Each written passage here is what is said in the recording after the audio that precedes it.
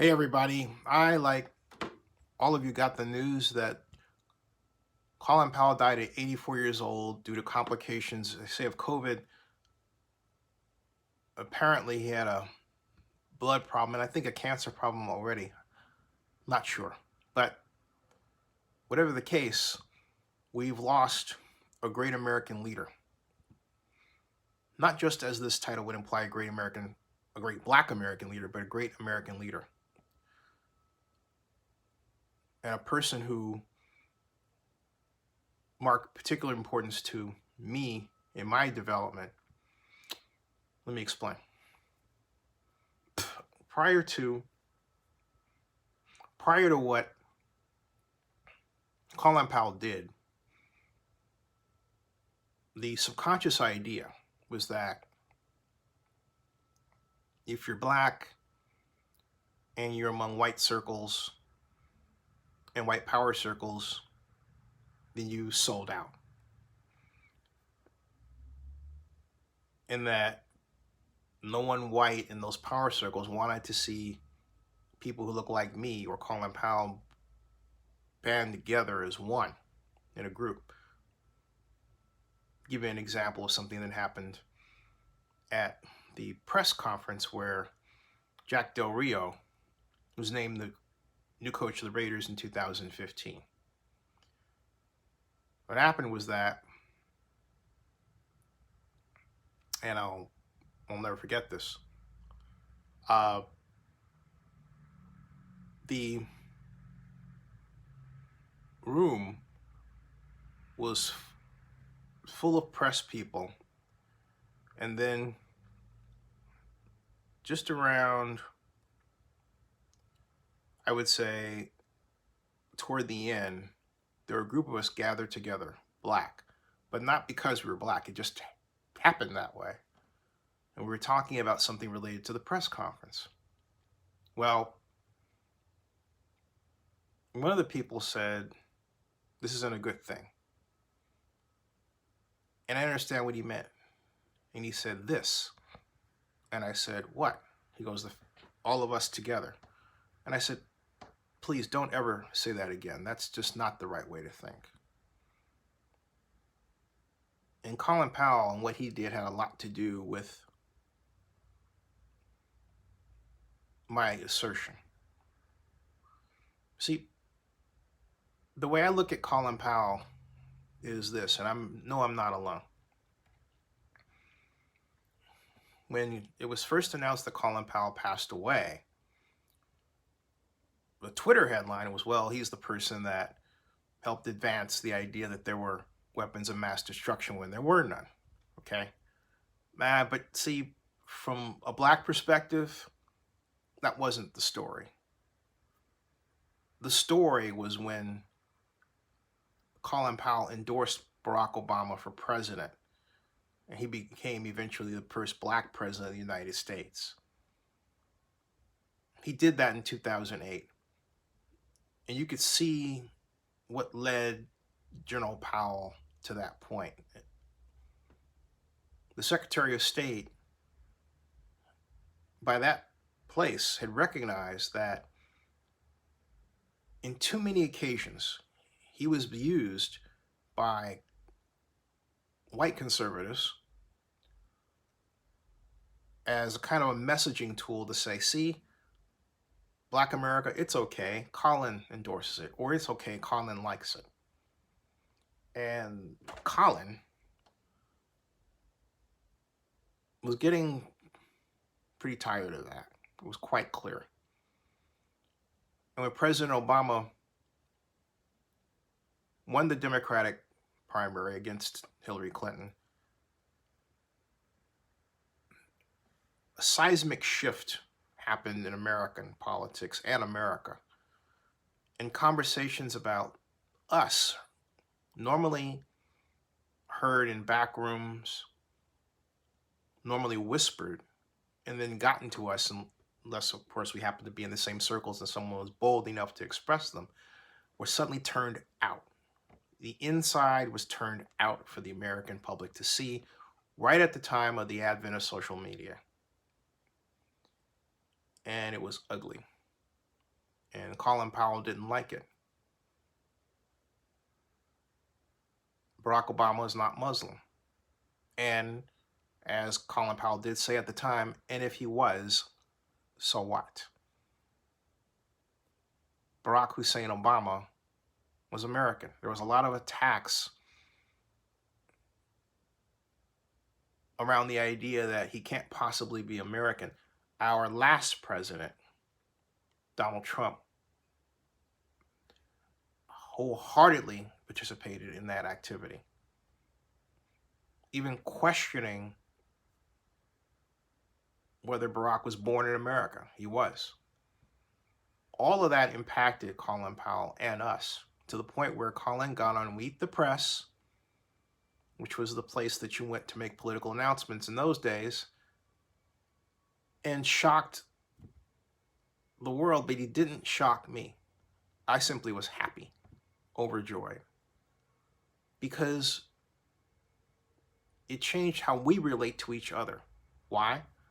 Because at that point, we had never seen anyone in a position to be that close to President of the United States. It helped us realize that it's okay to galvanize and join together to achieve political power. That simple statement, something that may seem innocuous, is actually very, very, very deep and powerful.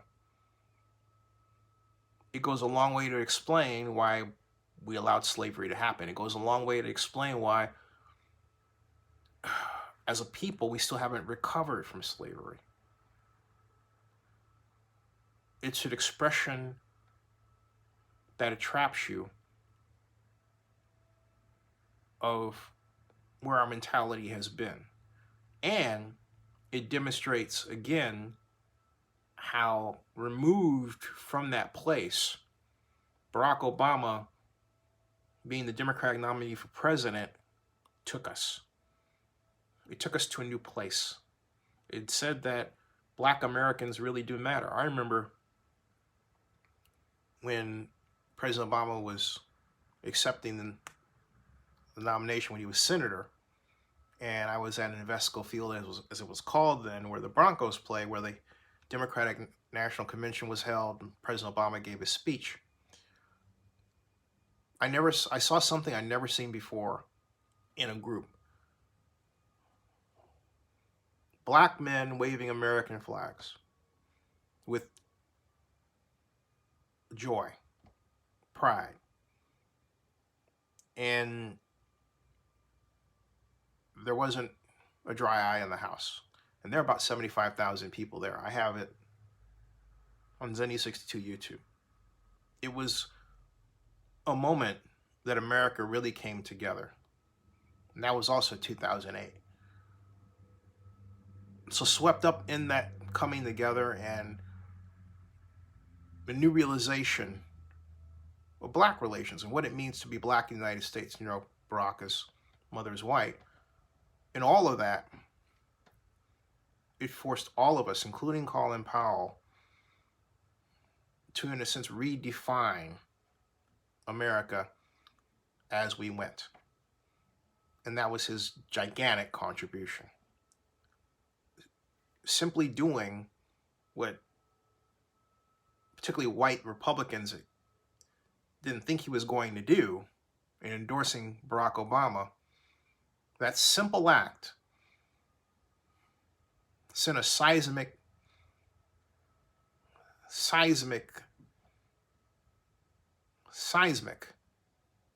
message to the United States and the world.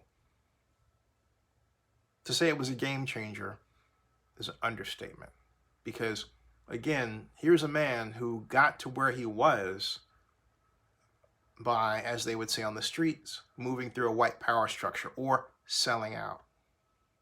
But he got to a point where he said, look, I'm Black. And saying that I'm Black doesn't mean that I'm separate from America. It's the opposite. Saying that I'm Black means I am American. Sure, there's Afro English or Anglo Afro French, Afro Cuban, but when we use the term black around the world, generally we're referring to black Americans for a whole host of reasons. And because of that, there's a unique walk that all of us, do in this country about how we relate to America and how America relates to us. Some of us are fortunate enough not to go through the horrors of racism, others not. Some people think they'll never be the ones to get touched by it. Others find out that they are. Some are touched by it so much they're paranoid. Others move blithely through life without a care. But regardless of the reaction, we're all reacting to racism as black Americans. It's in our face many times a day, even as a thought or fear or inaction done to us. It's inescapable. And I don't think there'll ever be a time when it won't be escapable because of how people respond to each other by the fact that they look different. Do I think there'll be a lessening? There already is. America has changed and improved dramatically with respect to race relations. Interracial marriages are common, more so than many of us still realize, particularly if we're older. We're finally at a point where corporate America prizes diversity. And hey, why not? Some of those corporations are owned by people who look like me. I own my own company. So we've come a long way. But I argue that we couldn't have come as far if Colin Powell had not did what he is known for doing now back in 2008, endorsing Barack Obama for president over John McCain. That was the beginning of the end of black Americans thinking less about themselves and a new beginning. The beginning of understanding that as much as anyone else, we matter. What we do matters. That we are politically powerful, even if we're just one person in a sea of people who don't look like us. Our self-esteem took a dramatic jump that day.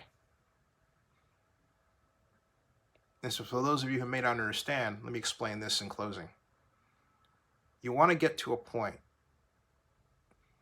where someone black is proud of who they are.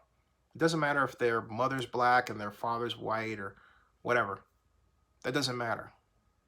That high level of self-esteem means that life is better for you as well as someone white, Asian, Hispanic, because that's one more person who feels good enough about themselves to impart goodness upon you.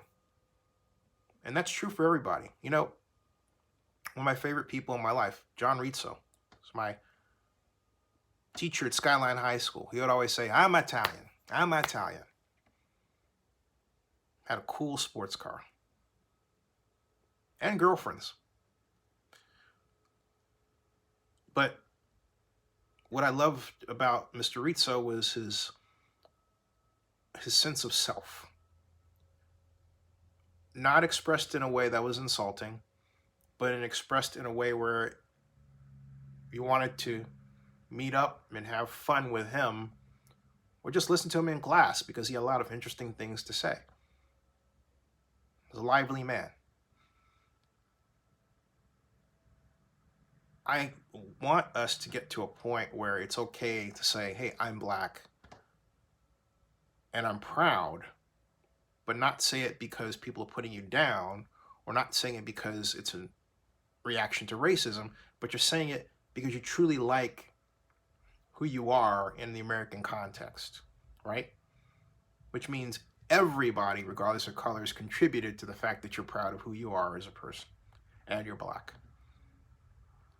So I think we're on the way, but we still have a long way to go.